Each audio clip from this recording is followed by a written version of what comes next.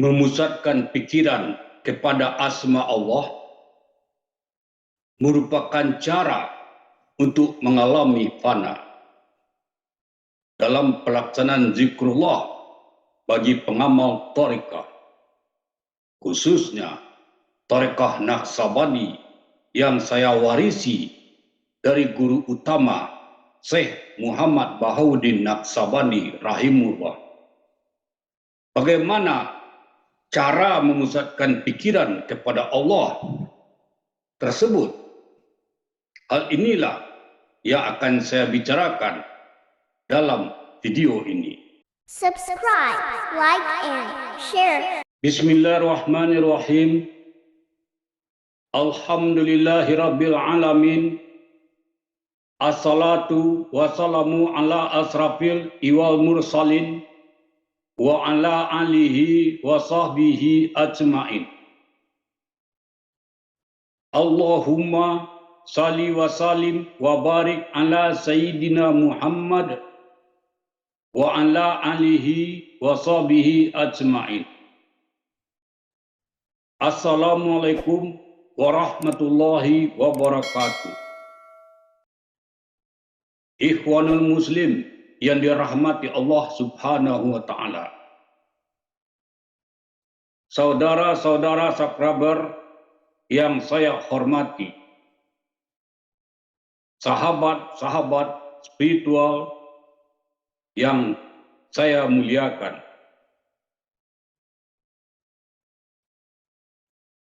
Video kali ini saya akan membicarakan tentang pertama, penuangan asma Allah ketika talqin zikir.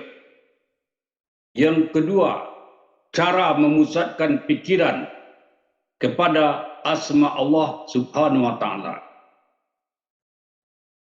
Oleh karena itu, ikuti video ini sampai selesai dan jangan skip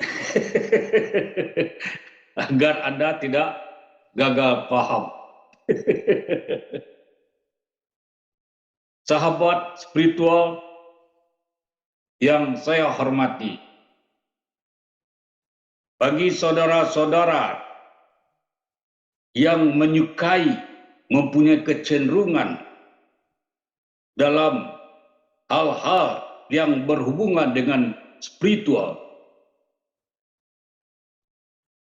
maka sangat tepat bila Anda menonton video ini. Terutama bagi pengamal tarekah, khususnya tarekah Naqsabandi. Umumnya semua tarekah yang ada di muka bumi ini. Karena saya yakin saudara-saudara ada yang mengamalkan tarekah Naqsabandi, tarekah Qadiriyah, tarekah Satariyah, tarekah Saman, tarekah Al-Hadar, tarekah Alawiyah, tarekah Rifai. Banyak tarekah yang ada di Indonesia. Yang belum ada di Indonesia adalah tarekah Chistiyah.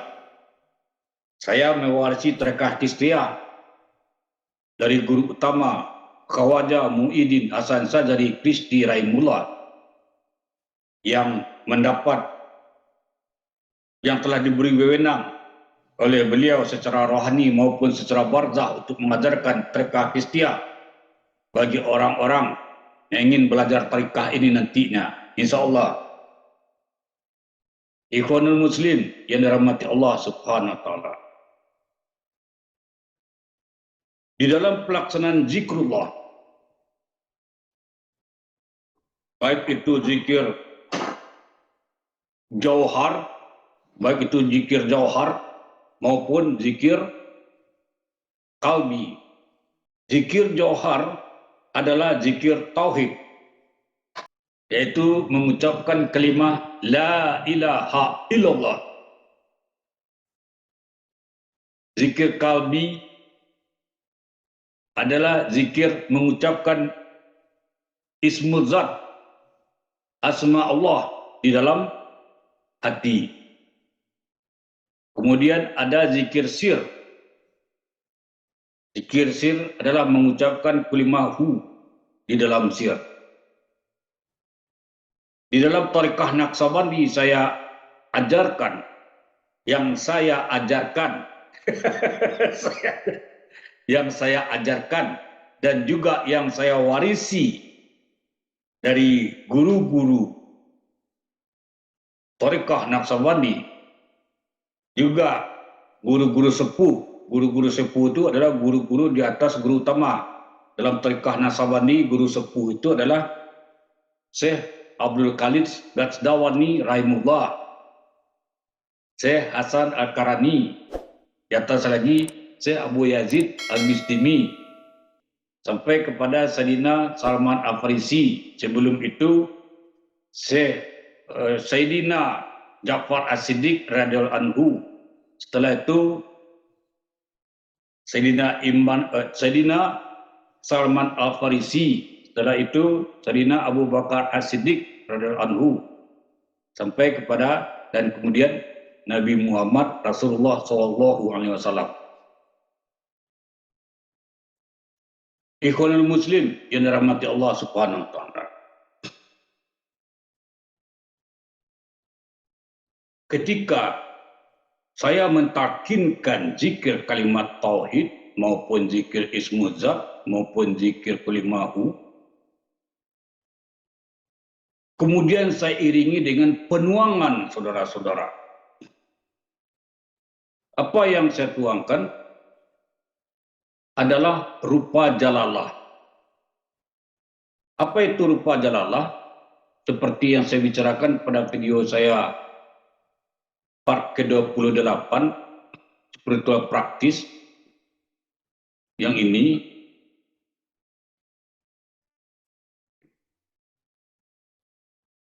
rupa jalalah itu adalah alif lam lam ha. Alif lam lam ha itu adalah Allah. Allah itu adalah ismu zat. Itu saudara-saudara, agar Anda jangan gagal paham. Jadi Allah itu ismu zat, yaitu nama zat. Apa arti zat, saudara-saudara yang saya hormati? Sahabat spiritual semua. Arti zat itu adalah diri. Arti zat adalah diri. Apa arti sifat? Sifat itu adalah kelakuan. Kemudian apa arti asma? Asma itu adalah nama. Apa arti fi'il? Fi'il itu artinya adalah perbuatan. Jadi ada diri, ada kelakuan, ada nama, ada perbuatan. Maka disebut zat, sifat, asma, fi'il. Allah Subhanahu wa taala. Jadi zat itu diri. Jadi Allah itu nama diri. Nama diri siapa? Nama diri wajibul wujud. Wajibul wujud. Wajib wujudnya, wajib padanya. Laisa kamislihi syai'un. Tidak menyerupai barang sesuatu apapun. Itulah zat. Wajibul wujud itu yang bernama Allah. Yang bernama Allah. Itulah dia Tuhan, zat yang disembah. Itulah Rabb, pemelihara, pengatur sekalian alam semesta ini. Di ilaha, Tuhan yang disembah, kemudian Rabb yang mengatur sekalian alam ini, yang memelihara sekalian alam ini, mengacu kepada diri, kepada zat yang bernama Allah Subhanahu wa taala. Jadi kalau kita ingin mengenal Allah, menurut pandangan saya, menurut pandangan saya, menurut pandangan orang lain tidak tahu saya. Menurut pandangan orang lain, ulama-ulama tasawuf yang lainnya tidak tahu saya. Ini yang saya terima, yang saya warisi secara laduni melalui rohani guru-guru dalam silsilah Tariqah Naqsabandi, terutama Syekh Abdul Khalid Basdawani rahimahullah, dan juga Syekh Muhammad Bahudin Naqsabandi rahimahullah. Batasannya hanya kepada nama. Batasan pengenalan kita kepada Allah hanya sampai nama. Menurut pendapat saya, ada orang batas pengenalan kepada Allah itu sampai pada sifat. Ya betul. Sampai kepada wujud, fi'il, perbuatan. Betul semua. Namun dalam konteks zikrullah, bagi kita yang baru mengamalkan zikir, untuk memusatkan perhatian kita di dalam pelaksanaan zikir agar kosong pikiran kita itu sudah dipusatkan kepada Allah Subhanahu wa taala. Pemusatan kepada Allah Subhanahu wa taala itu adalah kepada nama, disebut dengan rupa jalalah. Kita bukan menyembah nama, saudara-saudara. Ada pula ustaz-ustaz dahil dari kalangan Wahabi, oh kita tidak menyembah nama. Menyembah nama. Mendengar aja heran kita kan. Lalu apakah antum menyembah Ka'bah? Anda sujud di situ kan? Sujud di Ka'bah. Apakah Ka'bah yang Anda sembah? Tentu tidak. Yang kita sembah itu adalah Baitullah. Pemilik Ka'bah itu adalah Allah Subhanahu wa taala. Itu kiblat. Itu yang zahir. Jadi nama tidak kita sembah. Nama tempat mewujudkan diri kita di dalam zikrullah. Nah, itu yang disebut dengan kiblat kalbi, saudara-saudara. Seperti yang saya bicarakan pada video kemarin. Part 28 itu. Itu kiblat kalbi. Kalau kiblat itu ada 3. Ada kiblat syariat. Kiblat syariat itu adalah Ka'bah di Mekah. Kemudian ada kiblat kalbi. Kiblat kalbi itu adalah kepada rupa jalallah. Ada lagi kiblat ilmu. Kiblat ilmu tidak perlu saya bicarakan di sini, tidak konteks, itu tidak relevan. Nah, kiblat kalbi itu adalah rupa jalallah, saudara-saudara. Makanya Syekh Abdul Khalid Basdawani mengatakan kalau Anda tidak bisa melihat rupa jalallah itu, Anda khayalkan ujung jantung Anda. Itu metodenya. Kalau saya tidak, dari guru-guru mendapat limpahan rahmat dan hidayah dari Allah Subhanahu wa taala melalui guru-guru, dapat menuangkan rupa jalallah itu ke dalam kalbu Anda. Dapat menuangkan Allah. Saya hanya perantara saja. Itu kan gaib, bukan nama kita, bukan nama saya, itu nama Allah. Ketika nama itu nampak di mata batin murid ketika saya menuangkan itu berarti Allah telah memperkenalkan dirinya melalui namanya Allah tersebut, melalui rupa jalallah tersebut. Dengan cara penuangan yang saya lakukan. Nah, kesitulah dipusatkan pikiran kita. Setelah pikiran itu kita kosongkan, kita pusatkan pikiran kita kepada asma Allah itu sendiri. Itu yang kita lakukan dalam zikir. Nah, kadang-kadang nampak asma itu setelah penuangan, kadang-kadang hilang. Namun ketika kita sudah dituangkan asma Allah itu, rupa jalallah itu ke dalam kalbu, kita yakini dia ada gitu. Kita yakini dia ada rupa jalallah tersebut. Dan dia terasa itu di dalam kalbu kita. Tidak di ujung jantung, saudara-saudara. Di dalam kalbu. Kalbu itu organ mistis, saudara-saudara. Jantung itu organ jasmaniah. Beda jantung dengan kalbu. Kalau jantung itu organ jasmani. Kalau kalbu itu organ mistis, tidak bisa dilihat dengan mata, dicerap, diraba, dan sebagainya. Tidak bisa Anda ronsen. Tidak ada alat medis apapun, teknologi medis apapun yang bisa melihat kalbu itu. Sementara jantung bisa, dokter bisa mengoperasi jantung Anda. Contoh saja, ada saya beli ayam, Anda lihat jantung ayam, nampak itu. Bisa seperti itu kan. Bahkan ada orang jual jantung ayam di pasar kan. Itu nampak dilihat. Kalau jantung ayam bisa kita makan gitu.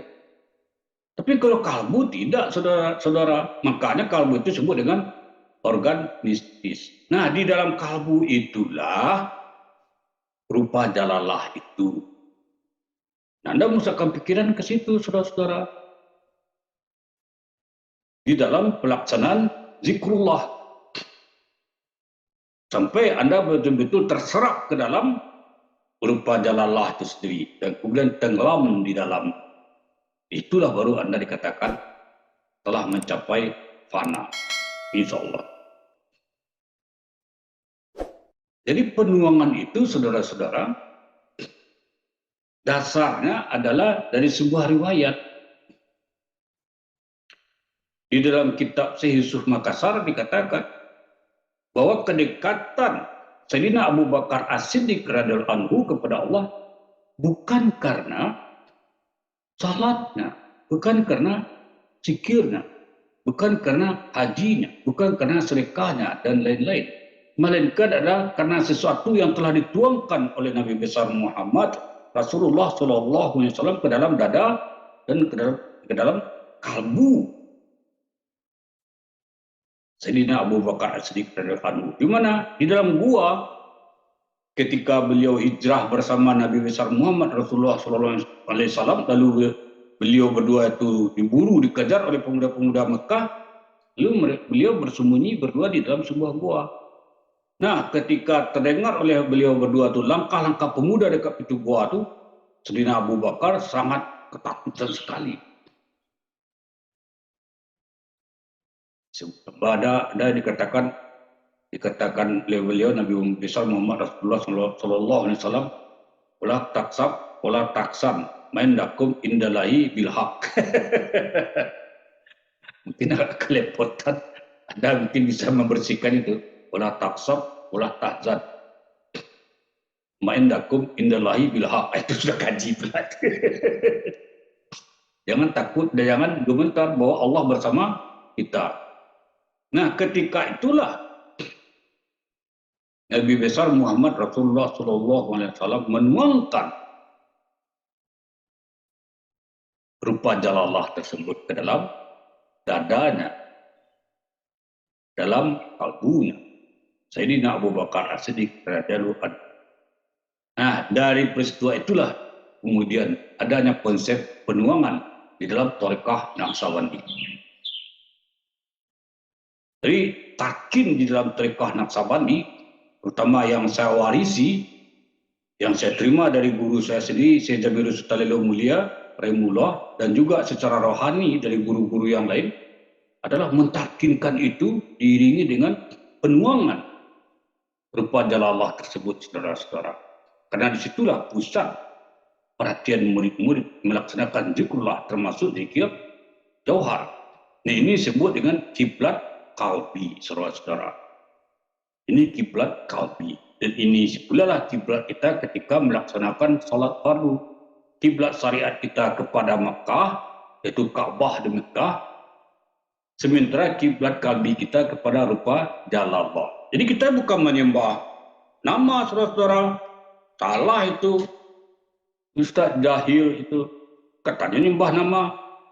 Itu merupakan kiblat kalbi. Kiblat kalbi kita kepada rupa jalalah. Kiblat syariat kita kepada Ka'bah di Mekah. Duduk itu. Nah, nama-nama siapa? Ya, nama diri. Nama zat wajibul wujud. Saudara-saudara, Anda kan punya diri. Tubuh kasari diri Anda. Siapa nama Anda? Ketika disebut nama Anda Sipudin atau si Munab, ketika dipanggil Munab, yang merasa dirinya Munab, tidak akan menjawab. Kalau di munaf kelima-limanya menjawab. Tapi dalam sebuah kelompok ada satu orang yang bernama munaf, dialah yang menunjuk tangan. Ada 5 orang atau 10 orang dalam sebuah ruangan, munaf, saya. Karena dia punya merasa dirinya yang bernama munaf. Tidak mungkin si Munir yang mengatakan munaf, si Munir angkat tangan, nggak mungkin. Karena Munir bukan nama dirinya. Atau Tolani. Tolani dipanggil nama munaf, bukan Tolani angkat tangan. Karena Tolani itu bukan nama dirinya. Tolani itu. Coba panggil Tolani. Dia angkat tangan. Kenapa angkat tangan? Nama di Tolani itu saya. Kira-kira seperti itu, saudara-saudara. Yang nama itu. Yang nama itu mengacu kepada yang punya diri. Nah, jadi batasan kita hanya sampai kepada nama. Dasarnya sederhana saja. Boleh setuju, boleh tidak. Dasarnya basmalah dengan nama Allah. Ini dengan nama Allah yang pengasih lagi penyayang. Maka dalam Al-Quran disebut firman Allah dalam Al-Quran, serulah Allah atau Rahman atau mana saja nama-nama yang kamu sukai, nama-nama. Yang diseru itu adalah nama. Ustaz Jahil kan mengetahui, oh nak ada zikir Allah itu. Saya bicarakan kemarin kan di video ke-28 itu kan, malah saya ulang sini. Ustaz Wahabi ini kan jahil.